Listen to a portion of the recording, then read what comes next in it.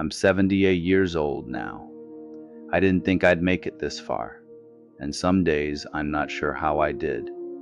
Most of the men I knew growing up are gone, not dramatically, just quietly, one by one. I've had a lot of time to think lately. Time is about the only thing I have left.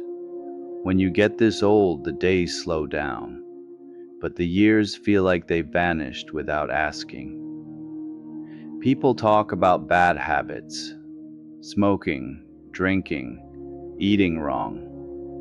Those things matter, sure, but that's not what I'm thinking about. I'm thinking about the mistakes that didn't feel like mistakes at the time.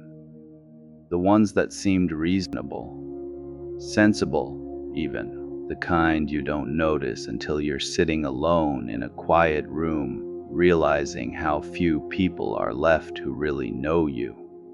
Most seniors never reach 80. I understand why now. After 60, life changes in ways no one really warns you about. Not the big stuff, the small decisions, the assumptions, the way you tell yourself, "I'll get to that later." Later is a dangerous word. The first mistake I made after 60 was believing I had already done the important living. I retired at 63, got the little party, the cake, the watch I never wear. Everyone congratulated me like I'd crossed some finish line. I remember thinking, that's it. I did my part. What I didn't realize was that I stopped being curious. I stopped learning new things. I stopped putting myself in situations where I might feel awkward or unsure. I stayed home more, watched more television, read the same news, the same opinions over and over. It felt comfortable, safe. Comfort is quiet, but it shrinks your world. I used to think boredom was harmless. Turns out it's corrosive. It eats away at your edges. You start forgetting how to talk to new people, how to listen without already knowing what you're going to say. Some men fill that space with anger, some with alcohol. I filled it with routine. Same breakfast, same chair, same thoughts. Your body follows your mind. When your mind stops stretching, your body soon follows. I didn't stop moving all at once. I just moved less, parked closer, took the elevator instead of the stairs, Saturday down sooner. Nothing dramatic, just a slow settling. The second mistake was letting relationships fade because I assumed they were permanent. I had friends I'd known for 40 years, men I worked with, raised kids alongside, drank beers with on weekends. When work ended, I figured we'd stay close. We talked about lunches, golf, fishing trips. We never scheduled them. Weeks turned into months, months into holidays where we said, we really should get together. Then someone's wife got sick. Someone moved closer to their kids. Someone stopped answering calls. No argument, no falling out, just distance. I didn't fight for those friendships. I assumed time had already done the work for us. That's a mistake men make. We think shared history is enough. It isn't. Now I go to more funerals than birthdays. I stand next to men I haven't spoken to in years, and we nod like strangers who recognize each other from somewhere else. The conversations are short, polite. The third mistake was ignoring small health warnings because I didn't want to be that guy. I didn't want to talk about aches and pains, didn't want to sit in waiting rooms, didn't want to admit things were changing. So when my sleep got worse, I shrugged it off.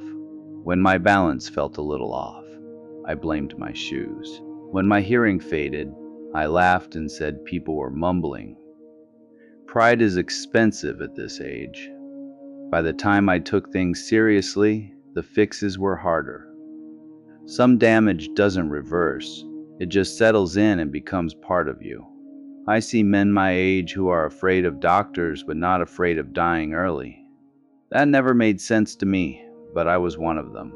We treat our bodies like old trucks, drive them until something breaks, then act surprised. The fourth mistake was living as if my family would always understand. I was a provider. That's what I told myself. Worked long hours, missed dinners, missed long conversations because I was tired. I thought love was implied, that showing up financially was enough. When the kids were grown, I expected closeness to just happen again, like flipping a switch. But relationships don't work that way. They need maintenance, attention, presence. My children love me, I know that. But there's a distance that never fully closed. They share parts of their lives with me, not all of it. I don't blame them. I taught them, quietly, that I was busy, that work came first, that emotions were private. Now they're busy, with their own lives, their own priorities.